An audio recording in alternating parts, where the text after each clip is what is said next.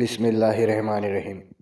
شروع کرتا ہوں اس پاک پروردگار کے نام سے جس کے قبضے میں ہم سب کی جان ہے۔ گلابی پوئٹری کے معزز دوستو، السلام علیکم۔ ناظرین گرامی، آج آپ کی خدمت میں حضرت خالد بن ولید رضی اللہ تعالیٰ عنہ کی سیریز کی یہ 13ویں ویڈیو لے کر حاضر ہوں۔ امید ہے یہ ویڈیو آپ کو بہت پسند آئے گی، تو چلیے شروع کرتے ہیں۔ محمد صلی اللہ علیہ وسلم کی پھوپھی، یہاں سے چلی جا۔ یہودی نے کہا، کیا تو میرے ہاتھوں مرنے آئی ہے؟ ہاں، میں بنو قریظ کا آدمی ہوں۔ پھر تو یہاں سے زندہ نہیں جائے گا۔ یہودی نے کہکا لگایا اور بڑھ کر برچھی ماری۔ جس تیزی سے برچھی آئی تھی اس سے زیادہ تیزی سے صفیہ رضی اللہ تعالیٰ عنہ ایک طرف ہو گئیں۔ یہودی کا وار خالی گیا تو وہ سنبھل نہ سکا، وہ آگے کو جھکا اور اپنے بڑھتے ہوئے قدموں کو روک نہ سکا۔ صفیہ رضی اللہ تعالیٰ عنہ نے پوری طاقت سے اس کے سر پر ڈنڈا مارا۔ ایک عورت کے بازو میں خدا کا قہر آ گیا تھا۔ یہودی رک کر سیدھا ہوا لیکن اس کا سر ڈولنے لگا۔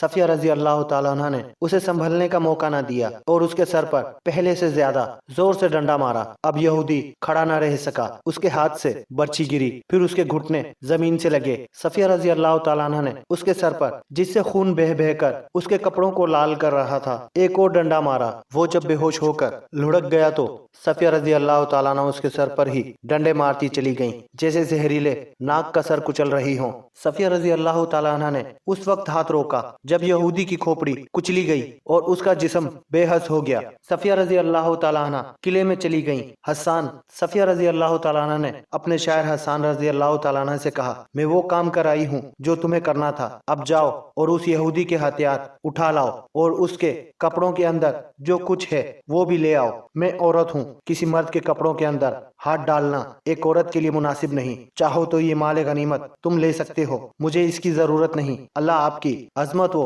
آفت کی حفاظت کرے۔ حسان رضی اللہ تعالیٰ عنہ نے شاعروں کی مسکراہٹ سے کہا، مال غنیمت کی ضرورت مجھے بھی نہیں ہے اور میں اپنے اندر اتنی توانائی محسوس نہیں کرتا کہ یہ کام انجام دے سکوں۔ مورخین لکھتے ہیں کہ یہ خبر رسول کریم صلی اللہ علیہ وسلم تک پہنچی تو آپ صلی اللہ علیہ وسلم کو پریشانی ہوئی۔ شہر میں خوراک کی کیفیت یہاں تک پہنچ گئی تھی کہ ہر فرد کو اس کی اصل ضرورت کی صرف 1/4 خوراک ملتی تھی۔ رسول کریم صلی اللہ علیہ وسلم نے خدائے ذوالجلال سے مدد مانگی اور کوئی حکمت عملی سوچنے لگے۔ ادھر خندق کا محاصر گرم تھا۔ خالد کو اپنی اس وقت کی بے چینی اور بے تابی اچھی طرح یاد تھی۔ وہ خندق کے ساتھ ساتھ گھوڑا دوڑاتا اور کہیں سے خندق عبور کرنے کے طریقے سوچتا تھا۔ وہ مرد میدان تھا، لڑے بغیر واپس جانے کو اپنی توہین سمجھتا تھا، مگر وہاں لڑائی اس نوعیت کی ہو رہی تھی کہ قریش کے تیر انداز خاصی تعداد میں خندق کے اس مقام پر قریب آتے جہاں مسلمان مورچہ بند تھے۔ یہ صلح کی پہاڑی تھی۔ تیر انداز مسلمانوں پر تیر برساتے، مسلمان جوابی تیر اندازی کرتے۔ کبھی قریش کا کوئی تیر انداز جیش کسی اور جگہ گشتی سنتریوں پر تیر چلاتا، مگر مسلمانوں کا جیش فوراً پہنچ جاتا۔ رات کو مسلمان خندق پر سنتریوں کی تعداد میں اضافہ کر دیتے اور قریش خندق سے دور پیچھے خیمہ گاہ میں چلے جاتے تھے۔ رسول کریم صلی اللہ علیہ وسلم کو جہاں مدینے میں خوراک کی قلت کا جو قحط کی صورت اختیار کرتی جا رہی تھی احساس تھا، وہاں آپ صلی اللہ علیہ وسلم کو یہ بھی معلوم تھا کہ قریش کا لشکر بھی نیم فاقہ کشی پر آ گیا ہے۔ یہ وہ کیفیت ہوتی ہے جو انسانوں کو ایک دوسرے کی شرائط ماننے پر اور معاہدوں اور سمجھوتوں پر مجبور کر دیتی ہے۔ کسی بھی تاریخ میں اس شخص کا نام نہیں لکھا جسے رسول کریم صلی اللہ علیہ وسلم نے خفیہ طریقے سے قریش کے اتحادی غطفان کے سالار عینیہ کے پاس اس مقصد کے لیے بھیجا کہ اسے قریش کی دوستی ترک کرنے پر آمادہ کرے۔ اسے یہ نہیں کہا گیا تھا کہ وہ مسلمانوں کے ساتھ مل جائے۔ رسول کریم صلی اللہ علیہ وسلم کا مقصد صرف یہ تھا کہ غطفان اور عینیہ رضامند ہو جائیں اور اپنے قبیلے کو واپس لے جائیں تو قریش کا لشکر 2000 نفری کی فوج سے محروم ہو جائے گا۔ یہ توقع بھی کی جا سکتی تھی کہ دوسرے قبائل بھی غطفان کی تقلید میں قریش کے لشکر سے نکل جائیں گے۔ کیا محمد صلی اللہ علیہ وسلم ہمیں زبانی معاہدے کی دعوت دے رہا ہے؟ سالار عینیہ نے رسول خدا صلی اللہ علیہ وسلم کے ایلچی سے کہا، ہم نے یہاں تک آنے کا جو خرچ برداشت کیا ہے وہ کون دے گا؟ ہم دیں گے۔ رسول خدا صلی اللہ علیہ وسلم کے ایلچی نے کہا، نبی کریم صلی اللہ علیہ وسلم نے فرمایا ہے کہ تم لوگ اپنے قبیلے کو واپس لے جاؤ تو اس سال مدینے میں کھجور کی جتنی پیداوار ہوگی اس کا تیسرا حصہ تم لے جانا، خود مدینے آ جانا، پوری پیداوار دیکھ لینا اور اپنا حصہ اپنے ہاتھوں الگ کر کے لے جانا۔ سالار عینیہ میدان جنگ میں لڑنے اور لڑانے والوں کی قیادت کرنے والا جنگجو تھا، لیکن غیر جنگی مسائل اور امور کو بہت کم سمجھتا تھا۔ مورخ ابن قتیبہ نے لکھا ہے کہ اس واقعے کے کچھ ہی عرصے بعد رسول اکرم صلی اللہ علیہ وسلم نے اسے مستعد احمق کا خطاب دیا تھا۔ وہ بڑے طاقتور جسم والا اور جسمانی لحاظ سے پھرتیلا اور مستعد رہنے والا آدمی تھا۔ اس نے اپنے سردار غطفان سے بات کی، خدا کی قسم محمد صلی اللہ علیہ وسلم نے ہمیں کمزور سمجھ کر یہ پیغام بھیجا ہے۔ غطفان نے کہا، اس کے ایلچی سے پوچھو کہ مدینے کے اندر لوگوں کو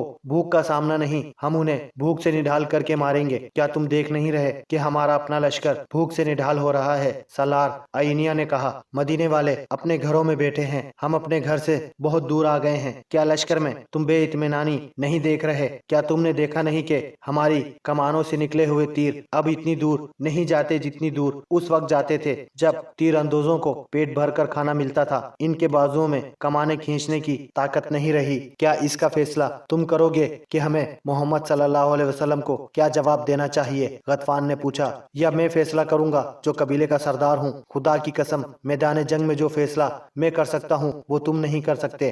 سالار عینیہ نے کہا، اور میدان جنگ سے باہر جو فیصلہ تم کر سکتے ہو وہ فیصلہ میری عقل نہیں کر سکتی۔ میری عقل تلوار کے ساتھ چلتی ہے، مگر یہاں میری فوج کی تلواریں اور برچیاں اور ہمارے تیر مایوس ہو گئے ہیں۔ ہم خندق کے پار نہیں جا سکتے۔ ہمیں محمد صلی اللہ علیہ وسلم کی بات مان لینی چاہیے۔ اور انہوں نے رسول کریم صلی اللہ علیہ وسلم کی بات مان لی۔ ایلچی امید افزا جواب لے کر آ گیا۔ اسے قریش کا کوئی آدمی نہیں دیکھ سکا، کیونکہ غطفان کی فوج محاصرے کے کسی اور مقام پر تھی۔ اللہ کے رسول صلی اللہ علیہ وسلم کے خلاف کون بول سکتا تھا؟ مگر آپ صلی اللہ علیہ وسلم نے اسلام کی تعلیمات کے عین مطابق اپنے سرکردہ ساتھیوں کو بلایا اور انہیں موقع دیا کہ کسی کو آپ صلی اللہ علیہ وسلم کے فیصلے سے اختلاف ہے تو وہ بولے۔ آپ صلی اللہ علیہ وسلم ایک شخص کا فیصلہ پوری قوم پر ٹھونسنے کے قائل نہ تھے، چنانچہ آپ صلی اللہ علیہ وسلم نے سب کو بتایا کہ آپ صلی اللہ علیہ وسلم نے غطفان کو کیا پیشکش کی ہے۔ یہاں امت کو